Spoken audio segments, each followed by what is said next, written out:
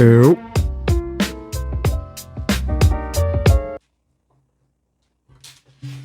God, it's been so long. I forgot the mic. What's up, everybody? What's going on? Back for another episode of Only Built for Golf Links. Follow me on YouTube, Instagram, TikTok, MySpace, if I could go back to it and do it there. And anything else you could think of. Busy month and a half since the last video I recorded. What was the last one? The Masters.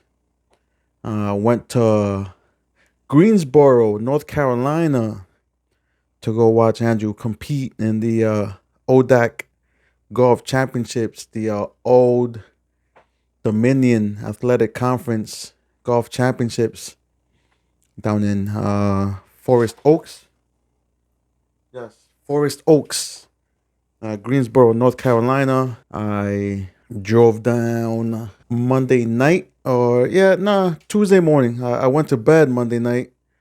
My plan was to wake up at 2 a.m., quick shower, quick bite, hit the road, and be down there sometime, by noon, hopefully, with traffic and stuff. So I go to bed at 7. I'm thinking my alarm for 1:30, 2 o'clock. And it didn't happen. I set my alarm. I go to sleep. 7 o'clock on the dot. Lights out. TV's off. I knock out. I feel myself going to sleep. I open up my eyes. I'm tossing and turning. I open up my eyes. And I'm thinking, all right, it's probably like midnight. It's probably like 12:30. Maybe like another 30, 40 minutes, maybe an hour left before the alarm goes off. I wake up, I look up, and it's only 10:30. I was asleep for 3.5 hours. Try to force myself to go back to sleep for another 2 hours at least. And it wasn't happening. 11 o'clock, get up. Tell my wife I'm up. I can't go back to sleep. I've been up for half an hour already. And start getting ready. Jump in the shower. Get dressed. Have a quick bite, a sandwich before I hit the road, and hit the road like a little bit after midnight, 12:30 maybe. Breezed, I flew down. I wasn't speeding, but no traffic at all. Minimal traffic down 95. Shot right through DC, which is always the trouble part when you make those trips down south. Yeah, I was at the golf course before 8 a.m., like 10 to 8, quarter to 8. I texted Andrew, I'm here. I'm going to take a nap in the car. You're going to see me when you and your team show up. And let me sleep. Don't knock on my window. I'll see you at the tee when your tee time is up. And that's exactly what happened. When I got there, lot was empty. When I woke up, lot was full. Team vans and cars all everywhere. Lot was packed. Everybody, all the schools rolled up while I was asleep. And yeah, I went to the first tee, said hello, gave him a big hug, wished him luck, and just followed him, walked with him the second round. So I got him I didn't see the first round, which was Monday, like April 28th or something like that. I got to see that Tuesday, and then I got to see that Wednesday. Fun to watch. The award ceremony at the end, or the teams or the players get awarded. The teams that won, the player of the year, team of the year, other awards that were given out. And yeah, it was a nice experience as a parent to see that, and I'm sure as those guys as players to, I guess, to get motivated to, you know what, next year I want to be one of those guys there. I want to be one of those teams. But yeah, I thought that was cool. Got to meet a lot of the other players. Shout out to Palmer, Dylan, Sam, and Nick. They were there. Went to dinner with Nick, Dylan, the two coaches, and Andrew. The other guys couldn't make it. They had parents in town also, so they hang out with them. It's understandable. Yeah, met a lot of the parents. at the course. Very, very cool people. Interesting stories. A couple seniors. One senior actually graduated, competed that tournament there. Palmer, shout out Palmer. Finished 14th, tied for 14th. So what they do, they give pins, the pin flags, through all the players 1 through 18, which I thought that was cool too. As little trophies, I guess you call them. Obviously, the winner got number 1, and down the line up to 18, ties were figured out somehow. But yeah, Palmer got one. That was pretty cool to see. And something else that I did not know: the seniors competing at their last tournament. 4 years these guys put in, maybe more. On the 18th tee, they got to walk. Mom, dad, big brother, little brother, whoever's there, girlfriend, will carry the bag for them down the 18th fairway. I thought that was pretty nice, pretty cool, pretty nice touch. And from what I heard, it's an Old Dominion Athletic Conference tradition. Not sure if anybody else does it, but these guys do it, and in my book, they do it right. I know other sports have the flowers at the beginning of the game, pregame ceremony, stuff like that. But something to happen like in game, in tournament, that's pretty cool. I thought, mom is not gonna throw the pass, for the senior quarterback or anything like that, or dad's not gonna run up the middle for a senior running back, 2 yard touchdown up the middle. That's not happening. But yeah, but this is cool. I like that very much. Can't wait to do it for Andrew. Hopefully he lets me do it. All right, and yeah, that was pretty cool to see. The team did good. They finished 9th, I think, out of like 12, 13 teams. They're building. Andrew says they were the team with the most freshmen on their roster for this tournament. I think that's pretty cool if it's true that they had 1 senior and 4 freshmen. And it's only looking up, I think, to these guys. They're going to build, get better, and come back stronger next year. Put up better numbers. Congratulations to the Roanoke Maroons golf team. Looking forward to the next 3 years. Wish you guys nothing but the best. With that said, Andrew's freshman year is done. He's home. And he's home. He's being a pest. Being a kid. What college kids do. He competed in his first amateur tournament like a few days ago at Lotterette in Staten Island. Not the best condition weather-wise. Gloomy, dark, overcast all day long, all morning long. And front 9, we started on 10, so the 10 through 18 was very, very light drizzle up until 18. Then it opened up. From 18 then to 1 through like 7, I want to say, or 6. We got wet. It rained. Stopped raining at 7, 8, 9, but 8, I think all our rain gear was off, put away again. And yeah, that was shot 5 over, I believe. Did not make the cut. They were taking 7 spots plus ties. Nothing great. My book, shit, man, I'll take a 77 every day. But for him, he's got higher standards, expectancy. Him a 77 was not great. I carried the bag for him. Did not know I could use my cart, my electric cart, my MGI Navigator AT.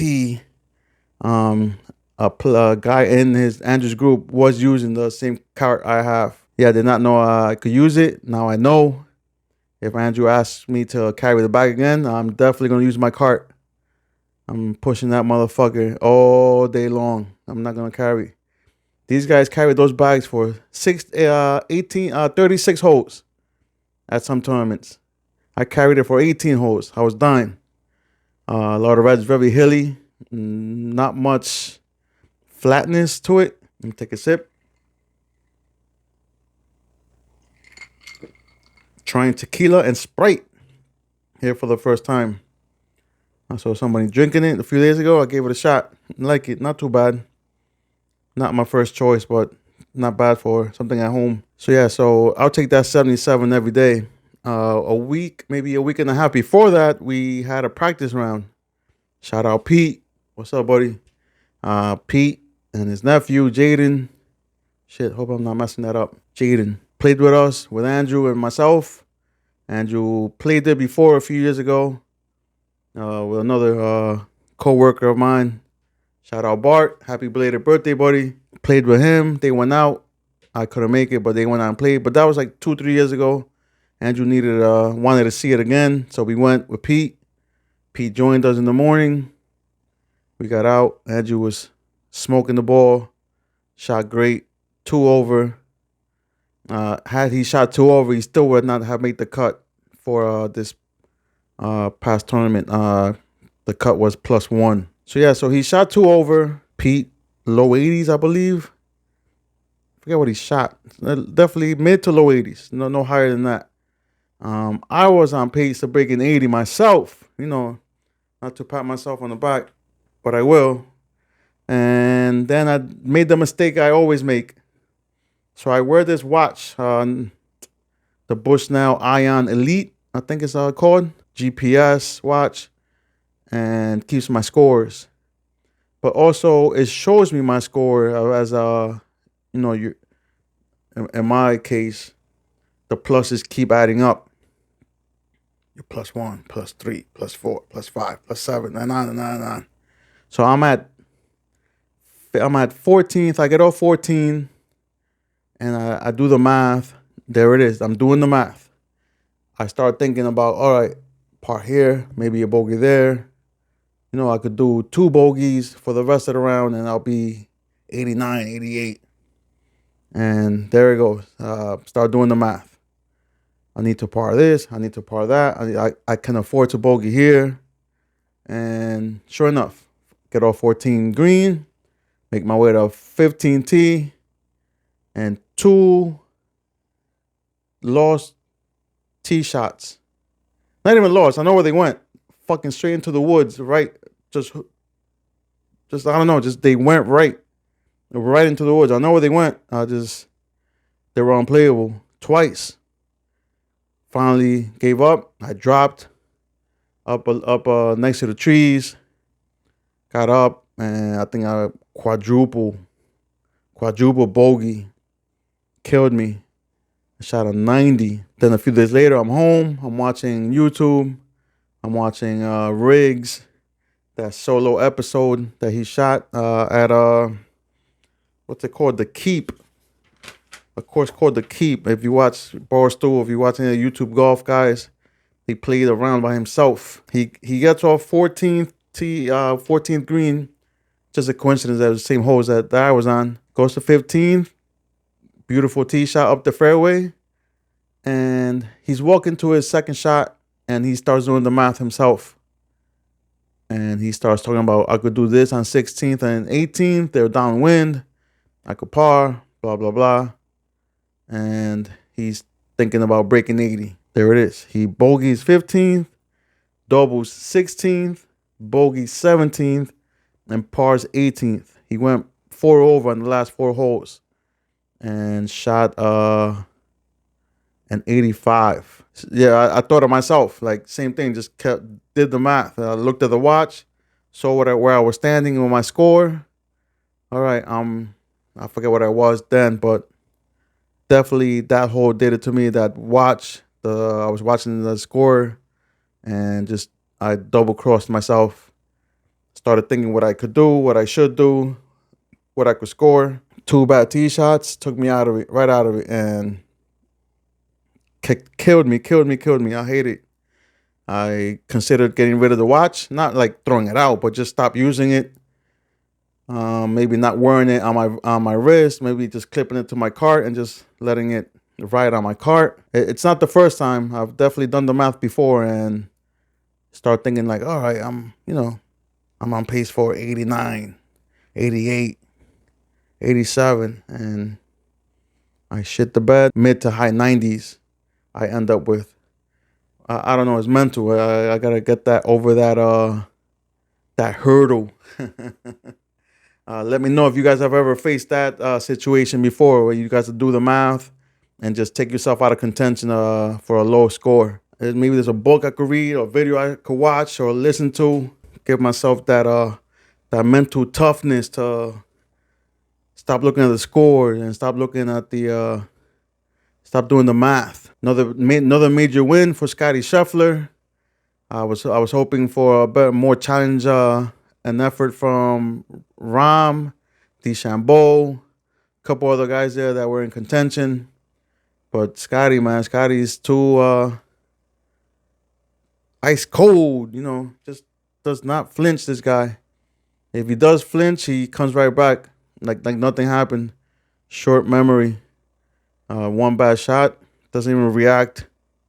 Doesn't even look at his caddy. Doesn't wonder, oh, what happened there? Or, like Rory and Rahm will start questioning what are they doing? Talking to their caddies, talking to the ball.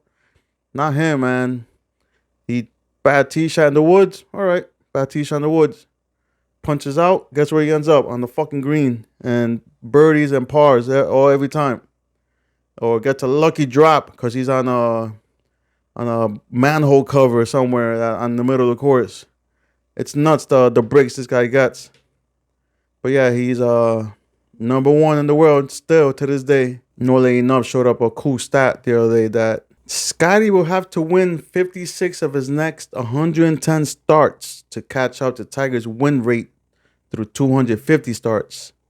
Yes, Tiger won 71 times in his first 250 starts. Crazy stat. Just like the caption says. So we're going through a Scotty Scheffler dominance, but it's nothing compared to what Tiger did in his time. I unfortunately missed most of that. I got into the golf game as a player and watcher, fan. 2008. I did get to see the U.S. Open where Torrey Pines, he broke his leg. Rocco Mediate, the playoff. That was like my first memory of a major, pro golf major that I remember watching at work, of all places. And that's it, guys. Thank you very much for putting up with these gaps in these videos. Hopefully things get better this summer. Hopefully things get better this summer. A little more golf. Definitely looking forward to my golf trip in July. Golf Carlito's Way. Myself, where we try to record as much as we can on there. Maybe an episode, maybe some content on the course, some couple reels here and there, a couple of posts. But yeah, looking forward to that. Andrew's got more tournaments coming up. The Ike. So it seems to be a popular tournament coming up here in Jersey. And what else? A couple of outings. He's going to one outing, possibly two outings with me at work outings. Can't wait to play with him there. A little relaxed atmosphere. Nothing serious, no competition. Not just us goofing off at the course. Well, we are goofing off, but not a regular golf round. But yeah, looking forward to that. And a lot of golf this summer. All right. Take care, everybody. Peace.